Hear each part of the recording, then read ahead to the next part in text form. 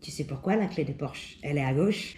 La légende raconte que tout a commencé aux 24 heures du Mans, parce que jusqu'en 1969, le départ des 24 heures était bien spécifique et encore appelé d'ailleurs aujourd'hui le départ façon Le Mans. Les voitures étaient garées en épi, les pilotes étaient en face, ils devaient courir et démarrer la voiture et partir au plus vite.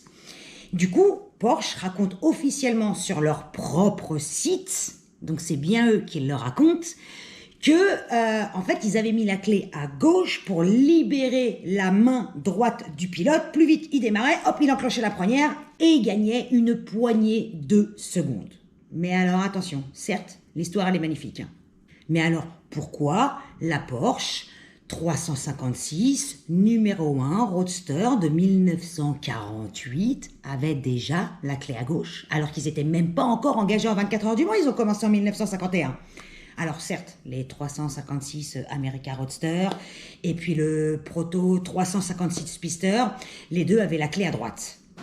Mais pire, si ça a un lien avec Le Mans, pourquoi la 550 Spider a elle aussi la clé à droite alors qu'elle a gagné les 24 heures du Mans en 1954?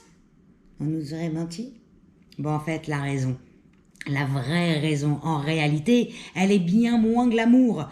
À la sortie de la Seconde Guerre mondiale, faut faire des économies. Et le placement du Neyman à gauche ainsi que la clé permet de faire des économies de câbles électriques. Alors ça peut paraître complètement anodin, c'est vrai, mais il faut se remettre dans le contexte de la sortie de la guerre en Allemagne et tout, etc., où le pays est hyper surveillé, tout la totale.